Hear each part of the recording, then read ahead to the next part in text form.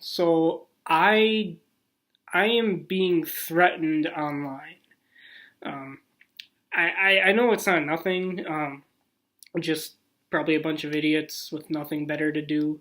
I've been the victim of trolls before, but when you get private messages, and comments saying that I'm a psycho or that I'm pathetic and someone who needs to be killed and executed and all that stuff, um, their words, not mine. It's it gets you a bit. So yeah, I just wanted to let you guys know what's up. Aside from all that, um, back in this video, I want to get back onto talking about Barry and Oscar, um, because I've gone off track talking about other stuff like Darren Pierce and cults and radio signals and the Manticore and other stuff like that.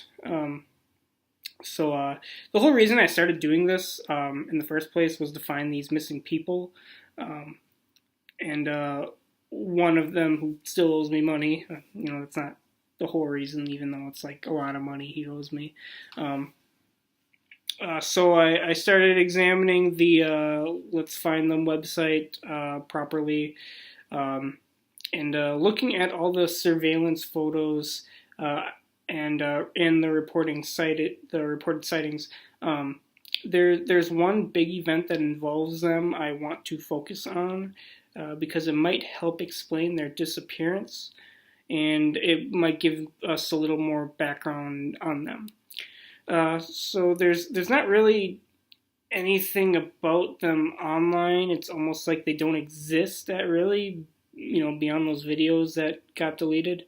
Um, but there's also Barry's Twitter account and one little clipping in a newspaper about the shitty pilot that I acted in.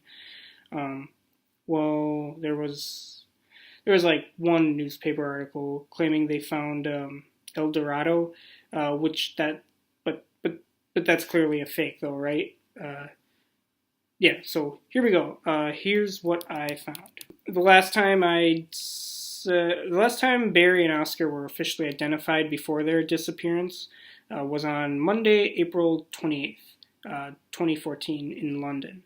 CCTV footage has them placed at various locations in the city that day, in order: Paddington Station, Bloomsbury Square Gardens, the British Museum, Russell Square, Piccadilly Circus, Chinatown, Leicester Square, St. Martin in the Fields Church, the Tower of London, Tower Bridge, Tate Modern Art Museum, Canary Wharf, and finally Heathrow Airport. Between the hours of 10 a.m. and 8:30 p.m. local time was when they were seen there. So I've tried to work out what they were doing in that 24 hours. Were they looking for something or running from something? Their day starts off pretty normal as surveillance shows them walking together, looking at some sort of map, which I assume is a tourist map, so they might have been just sightseeing. But in Russell Square, they run into two guys. Um, they're in some of the surveillance. You can see one kind of stocky with long hair, beard, sunglasses, wearing a suit. The other kind of tall and skinny, dark hair, sunglasses, wearing gloves and carrying some kind of case. It looks like an instrument case. Maybe. These two show up in Chinatown, Leicester Square, Tate Modern, and Canary Wharf.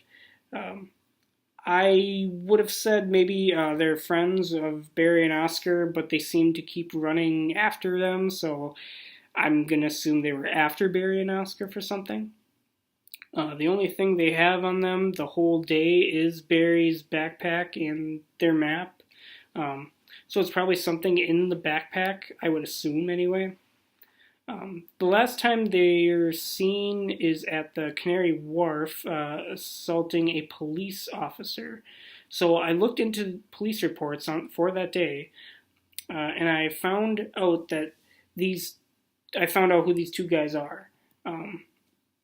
Trent is the tall one, and Terry Krapp, the one with the beard, is the one with the beard. They're twins apparently, although they don't really look like twins at all. They were born in Walford, England, on April 1st, 1989. Let's see here. They were they're also Slovenian heritage. The police report filed by an Inspector Bumblington, it's a weird name, says that these two were arrested at the Canada Square. It's called. That's the same place we see them in their last photo for indecent exposure, disturbing the peace, resisting arrest, noise pollution, and also inciting civil unrest. So already this is kind of suspicious. I have no idea why they were charged on so many counts when one or two would probably have been enough, but they say they were looking for someone from Moldova named Vlad. So I've made a side note of that just in case, you never know when you need that. What's really weird is that based on these charges alone, though, since they don't have a criminal record anywhere else for anything, they got sentenced to life in solitary confinement in Belmarsh Prison, which is Britain's highest security prison. So, I mean, something's wrong with that right there. Does that sound weird only to me? I mean, a punishment as severe as that for minor charges. And, I know it's like loads of minor charges, but still. So I can only assume that they were in prison for some other reason. This guy Vlad has got to be someone really important, that's the only reason I can think of for their imprisonment. But, maybe they have a connection to them or him or something.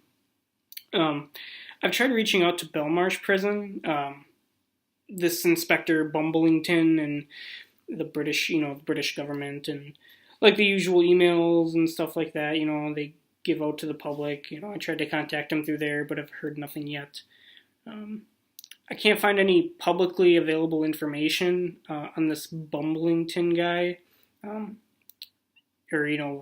can't find out where he's stationed, all that stuff like that, but he's now a person of interest to me.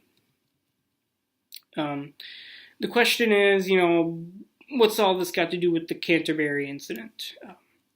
Because Barry and Oscar were chased around London, and in such a short space of time, they left the country, and the only two guys I could see have interacted with them, apart from Darren Pierce, with no previous criminal activity, are in solitary confinement, and for life at that, in the country's top maximum security prison. I think this event in London has something to do with their disappearance over a year later. So I've been looking over the facts of the Canterbury incident again. Barry and Oscar were reported missing from their home on Friday, June 5th, 2015 at around 10 a.m. The night before, neighbors and witnesses in the area reported bright flashes in the sky, loud noises like something crashing, and the earth apparently shook, and then a few hours later heard gunfire and screaming, but by all this time, by the time the police arrived, Barry and Oscar were missing. So Reports say that there were traces of blood on the floor in 2 rooms, but a lot of the police reported was redacted. So uh, it sounds like they're covering something up to me. Maybe people came in before the police arrived and maybe cleaned the place up. The fact that the whole house is pristine despite neighbors hearing gunshots and screaming, that doesn't sound quite right, and not to mention no other people mentioned in the report, that all this stuff from multiple sources and no follow up, like nothing happened basically. There's even a few pictures where nothing seems weird or out of the ordinary. Something really big happened there. That's what I'm thinking. That's what I'm saying. And Barry and Oscar were at the center of it. They went missing because I think someone took them. Was what I'm going with. I'm gonna write all this down on the conspiracy theory website. They were really helpful before, so hopefully I'll have something new to share with you guys as well in the next video. So I will see you then.